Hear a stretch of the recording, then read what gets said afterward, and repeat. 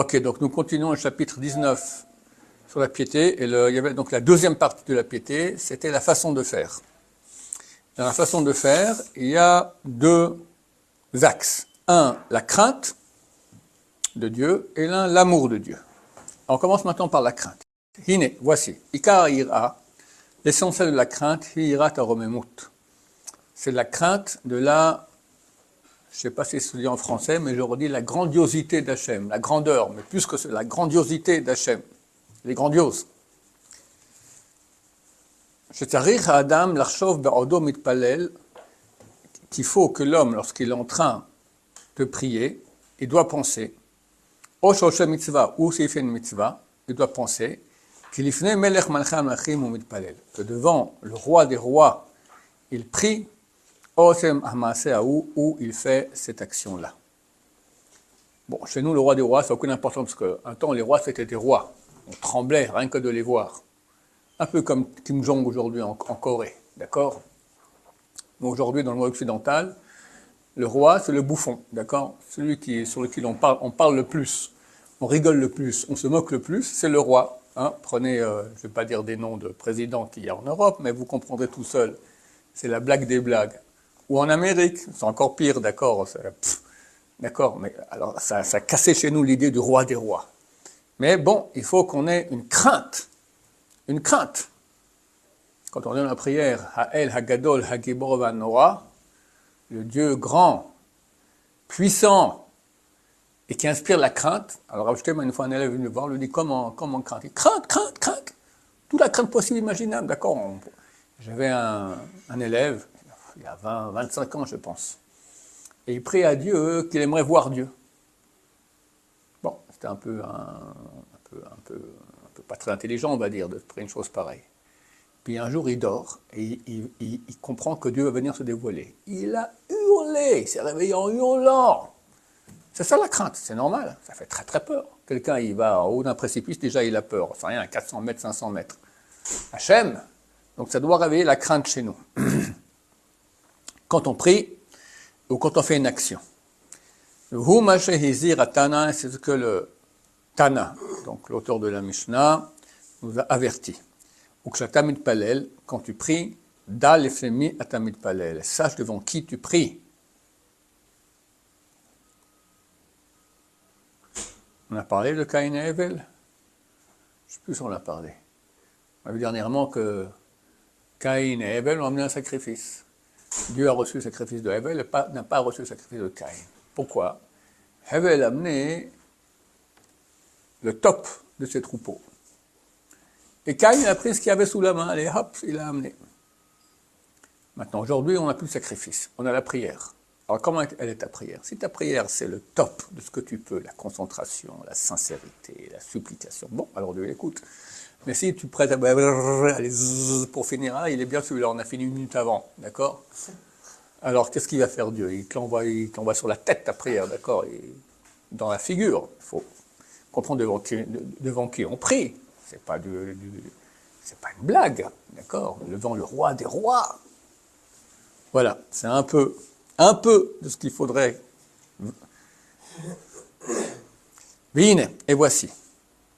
Shosha dvarim tzarech shistakel adam vitbonen etev. Trois choses. Il faut que l'homme voie, observe et réfléchisse bien. Kedesh yagia ezot hayira, pour arriver à cette crainte. Ayechad, la première. Shomed mamash lifnei borei itbarach, qui se tient vraiment devant le Créateur, béni soit-il. Itbarach, que son nom soit béni. Venose venoten imo, et il parle, pour parler avec lui. Afapi she'en eno shel adam ro'ahu, bien que l'œil de l'homme ne le voit pas. C'est ça la difficulté. Les gens se disent, comment je peux sentir que je parle à Dieu et qu'il m'écoute alors que je ne le vois pas? Alors, répond à cela, tirer et vois que c'est une chose qui est difficile, que se dessine dans le cœur de l'homme un dessin authentique, qu'on est en train maintenant justement de parler avec Dieu et qui nous écoute. Parce que les sens n'aident pas du tout à cela. On a des 5 sens qui sont des sens matériels. La vue, l'ouïe, d'accord? Maintenant, ni je vois, ni j'entends Dieu. Alors comment je peux sentir qu'il est face à moi? Les sens n'aident pas. Omnam, néanmoins. Mishu Baal Sechel Nachol, celui qui a un esprit juste. Bim'at itbonenut, avec un peu de réflexion, vesimatlev et d'attention, yochal lekboa belibo amitat adavar, pourra fixer dans son cœur l'authenticité de cette chose. Donc pas avec les sens, mais avec l'esprit et le cœur. Il dit réfléchir et faire attention avec le cœur. Si matlev en hébreu, faire attention, c'est mettre le cœur. Donc. Et l'esprit et le cœur, fixer dans son esprit, dans son cœur, l'authenticité de cette chose qu'Hachem il est là devant nous. Comment il vient, ayant pour parler vraiment avec lui, béni soit-il. Et devant lui, il supplie. Et de lui, il demande. Et lui, béni soit-il, l'écoute. Fait attention à ses paroles. Comme un homme parle à son prochain, et son ami l'écoute. Non, fait attention et écoute ce qu'il dit. Voilà, il faut fixer ça dans nos cœurs, qu'on est vraiment en relation avec Hachem. Et comme dit le Rav, c'est pas si difficile. Si on réfléchit à cela, au bout d'un moment, je dirais c'est le cadre le plus facile que nous avons parmi toutes les mitzvot où on peut ressentir la présence d'Hachem. Quand tu mets les tefilines, quand tu fais le lulav, quand je ne sais pas moi, tu fais n'importe quelle mitzvah, même étude de Torah, c'est dur de sentir une proximité d'Hachem. Par contre, dans la prière, c'est ça vraiment le travail de proximité d'Hachem. Quand tu pries, tu es en relation, c'est te mettre en relation. Tu parles, tu supplies, c'est pas que tu étudies. C'est comme si les sages Israël ont beaucoup comparé la relation qu'on a avec Hachem avec la relation qu'on a avec une femme. Ta femme, tu peux lui parler, d'accord? Elle va te dire ce qu'elle pense. Ok, ça correspond à l'étude de Torah. C'est-à-dire que Dieu va me dire ce qu'il pense. Quand j'étudie sa Torah, je sais ce qu'il se pense. Maintenant, avec sa femme, il n'y a pas que des discussions sur les sujets intéressants. Il y a aussi des mots d'amour, il y a une relation, il y a de l'estime, d'accord? Ça, c'est dans la prière. Le moment où ça passe le plus, c'est le langage de la prière, d'accord? Donc, si c'est la chose appropriée et que le Rav dit qu'il faut avoir une crainte de Dieu, donc il faut ressentir qu'il est là. Et avec un peu de concentration et d'attention, on peut le faire. Après qu'il fixera cela dans son esprit, il faut qu'il réfléchisse à la grandiosité de Dieu, béni soit-il. Qui est grand, élevé, venisgav, et dans les hauteurs, al kol bracha utila, plus que toute bénédiction et de toute louange. On sait combien le monde est grand.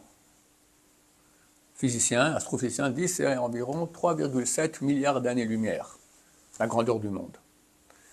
Une année-lumière, c'est donc le temps que prend la lumière pour voyager pendant 1 an. Par exemple, en 1 seconde, la lumière, elle fait 300 000 km, la distance qu'il y a d'ici jusqu'à la Lune. Quand je vois la lumière de la Lune qui touche ma rétine, c'était il y a 1 seconde que cette lumière a quitté la Lune. Le Soleil, c'est 8 minutes. Si maintenant quelqu'un éteint le Soleil, pendant 8 minutes, il y aura encore de la lumière. Après, on ne verra plus rien. Maintenant, quand on parle de distance, on ne peut pas parler en kilomètres, parce que c'est trop. Alors on parle en années-lumière. Le temps que prend la lumière pour voyager pendant 1 année. Si le Soleil, c'est 8 minutes, et la Lune, 300 000 km, c'est 1 seconde. Alors c'est combien 1 année?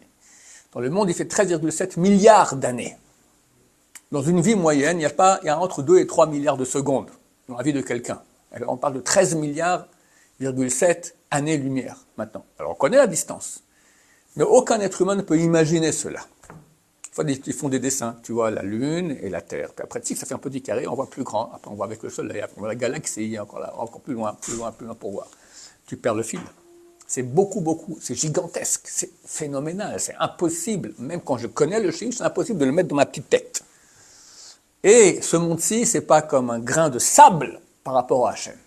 Beaucoup moins qu'un grain de sable. D'accord? Alors tu comprends que tu parles avec Hachem maintenant, combien c'est grand, combien c'est énorme, combien c'est... Ah, ça devrait nous mettre la chair de poule. Voilà, on va s'arrêter ici. Baruch Adonai, l'olam.